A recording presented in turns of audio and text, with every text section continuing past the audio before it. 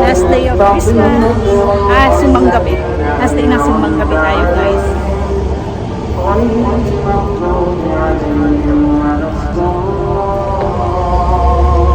Sheena, akala ko ikaw yung katabi ko dun. Akala ko ikaw yung katabi ko. Nagbablog ako, gumanon pa ako kasi pagkakita ko, bakit tayo ang iba? Iba yung kasama ko dun. Tapos yung mga tingin din sa akin. Mali na mali ako. Ang daming tao. Last day. Ano daw, Sheena? Sana sinabi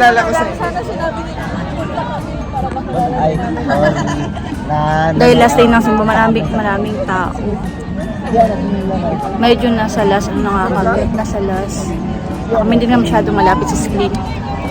Hinahanap kayo, pero hindi kayo. Ako naman. Ay, masarap na yung mga bato na isa.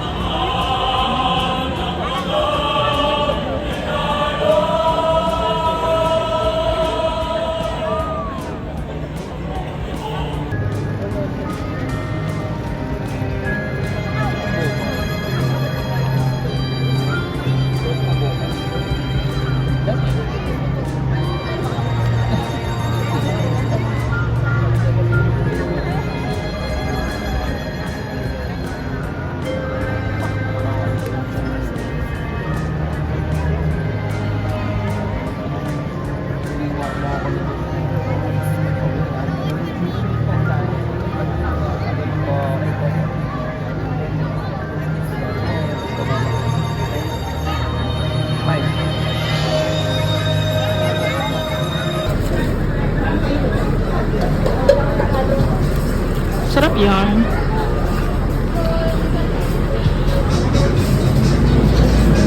Nagad mo yan.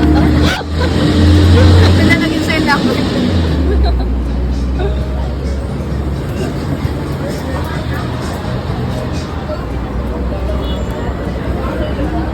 Lugaw tsaka puto. Lugaw na naman. After natin kumain doon, diretso ka agad ng bahay. Tapos, naglaba. So ngayon, gising ako hanggang, anong oras ba? Mag-alas 11 na. Pero, kailangan natin maglaba. Kasi, napuno na yung laundry bag ko ng mga labahan. Plus, yung mga, bedsheet, pati kumot. Nakaimbak na siya dyan.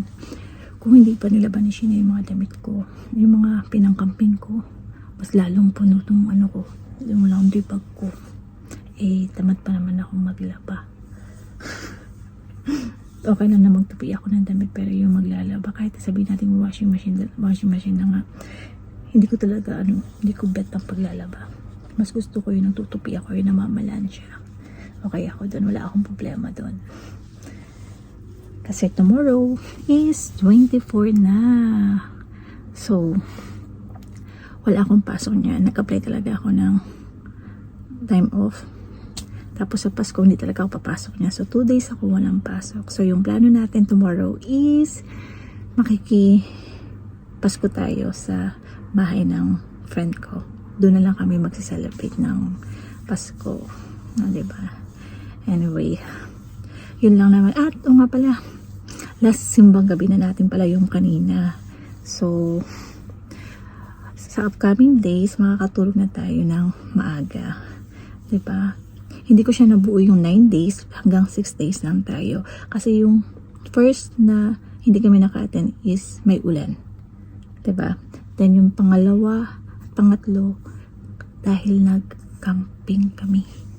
So, hindi kami naka-attend. Actually, po pwede naman ako umattend ng Sunday. Kaya lang guys, knockdown talaga ako. Natulog ako ng 5:30 nung Sunday. Dire-diretso na yun hanggang umaga na talaga. So, it means talagang knockdown talaga ang lola nyo. Kaya yun, 3 days ang absent natin sa simbang gabi. Hanggang 6 days lang yun naatinan ko. Pero, in that 6 days guys, sobrang nakaka-happy yung simbang gabi I mean, yung activity nila kasi ang dami nilang pakulo. Or dahil first time ko umattend ng simbang gabi dito, kaya feeling ko talaga maraming activity kasi ibang-iba siya sa simbang gabi dun sa naatinan ko sa Pilipinas. Dito kasi ang daming pakulo, tapos masayang-masaya yung ambience niya. O dahil kasi may mga choir na kumakanta ng mga Paskong songs, diba? Kaya feel na feel mo talaga ang Pasko at ang simbang gabi. Anyway, tayo nang maggamot. Kasi may mga session ako tuwing net. Ito nga yung mga paggamot-gamot sa aking skin. Anyway, I'll see you again on my next vlog guys tomorrow. Mag-vlog tayo sa Pasko. Diba? Kailangan i-motivate na natin sarili ko. Dapat na lagi akong nagpa-vlog and then everyday yung ating pagka-upload ng vlog. Sana, hindi natama rin. Anyway, sige na. Bye-bye na and good night. I'll see you again on my next vlog. Sa lahat pa lang hindi nakakapag-subscribe, please do subscribe na po sa channel ko. Yun lang and bye!